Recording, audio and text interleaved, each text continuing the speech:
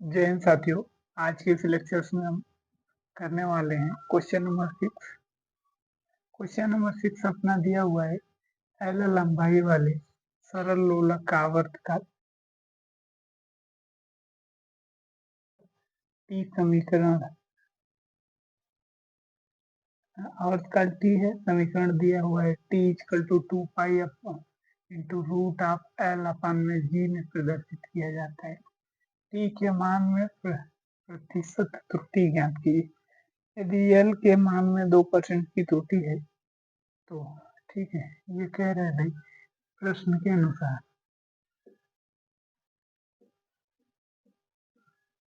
क्या कह रहा है प्रश्न के अनुसार कि इसकी जो है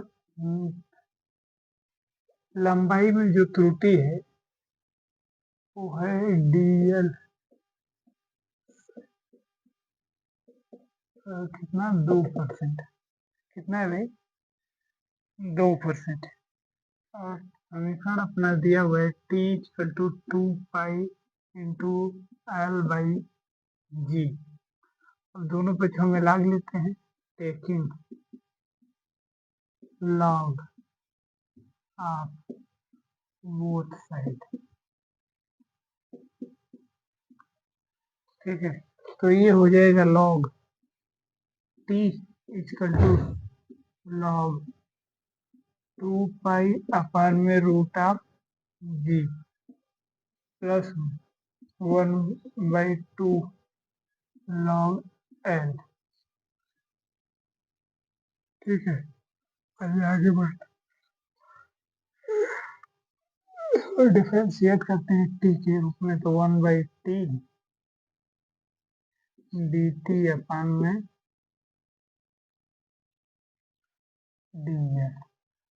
ओके, इक्वल टू हो जाएगा, इसका जो डिफरेंशिएट करोगे टी के रिस्पेक्ट में 0 हो जाएगा, ये हो जाएगा प्लस 1/2 लॉग वेट वन था एल का हो जाएगा वो 1/L इंटू डी एल।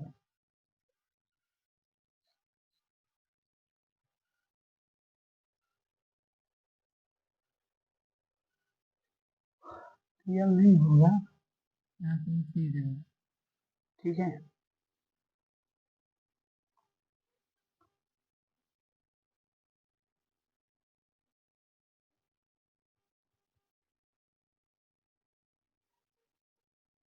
ठीक है।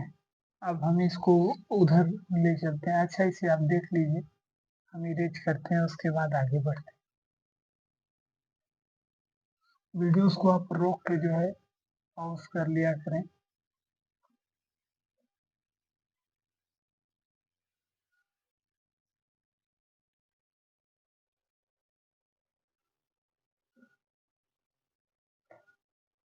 तो अपना क्वेश्चन क्या हो जाएगा भाई, डी टी अपान में D L equal to 1/2 into D L upon में एल। ये डी एल को पक्षांतर किया गया है। ठीक है, ओके, नो प्रॉब्लम। यहाँ पे हो जाएगा टी। ठीक है, अब हम दोनों पक्षों में 100 से मल्टीप्लाई कराते हैं, इसको भी हटा देते हैं। देखिए into 100 equal to 1/2 into D L के बटे में L into 100 1/2 into 2% equal to 1%। अतः हम कह सकते हैं टी के मान में प्रतिशत त्रुटि कितना होगा, 1%। यही अपना आंसर हो जाएगा। ठीक है, देख लीजिए। इसके बाद क्वेश्चन नंबर 7 की तरफ चलते हैं। ने आज के इस टॉपिक में इतना ही रहने देते हैं।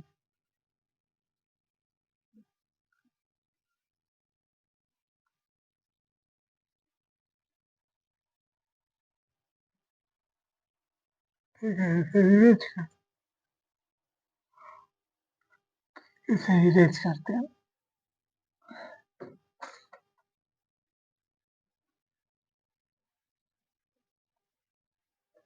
देखिए जो अपनी चीजें नहीं होती हैं उसमें तकलीफें बहुत होती हैं।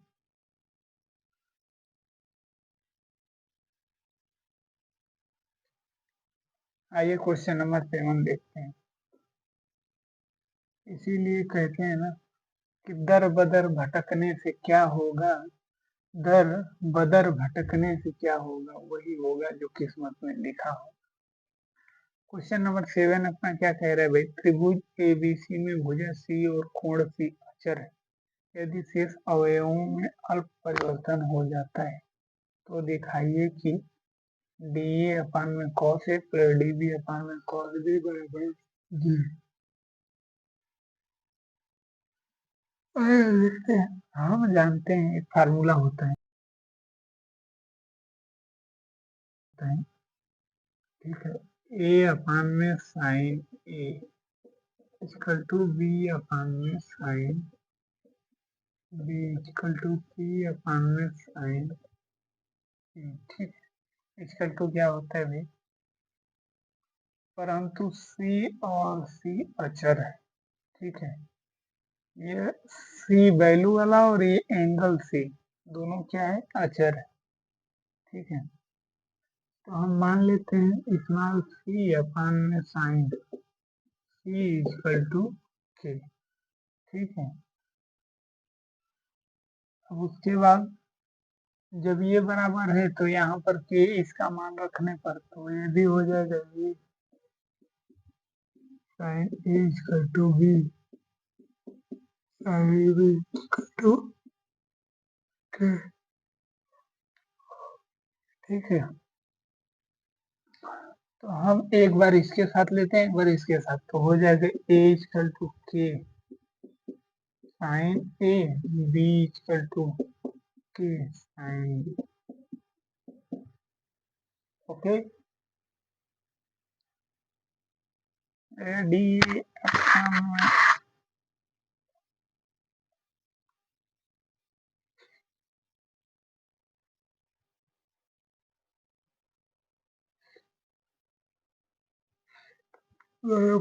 डिफरेंशिएट कर,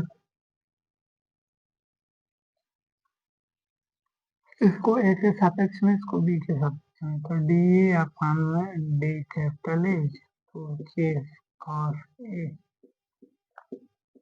डी बी अपान में डी बी इक्वल टू के कॉस बी, ओके। आगे बढ़ते हैं, ए डी ए को उधर ले जाते हैं और कॉस ए को नीचे लाते हैं, तो हो जाएगा डी ए अपान में कॉस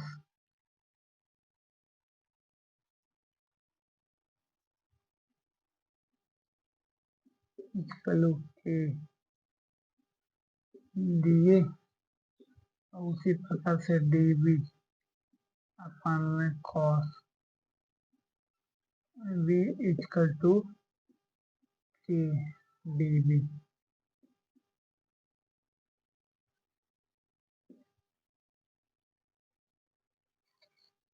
ठीक है। आगे बढ़ते हैं, आप इतना जो लिख लीजिए, हम आगे इरेज करते हैं। इसको मानते हैं समीकरण नंबर 1, इसको मानते हैं समीकरण नंबर 2, ठीक है। इरेज करता हूं मैं,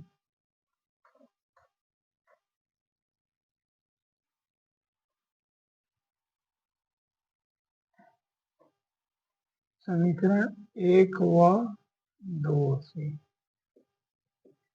ठीक है। तो हो जाएगा डी ए अपान में cos A plus D B upon में कॉस बी इक्वल टू हो जाएगा क्या, कि D A plus D B, okay. इसे भी हटाते हैं, ठीक है। आइए आगे बढ़ते हैं, हम डी को भी यहाँ पर कॉमन कर लेते हैं कि D A plus B, okay. अब हम ए प्लस बी को लिख सकते हैं, हम एक फार्मूला जानते हैं त्रिभुज के लिए, plus B plus C equal to होता है पाई, तो हो जाएगा A plus B equal to pi minus C. हम इसके बराबर में इसको रखते हैं यहाँ पर। ठीक है, इसे हटा देता हूँ, इसकी जरूरत नहीं है समझने के लिए। ठीक है, तो हो जाएगा के डी पाई माइनस सी बराबर में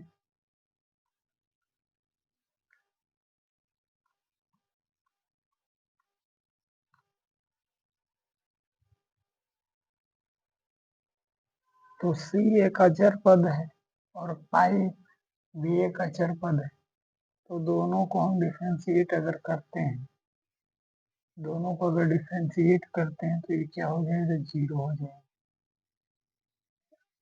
डी अपान में cos A plus D B upon में कॉस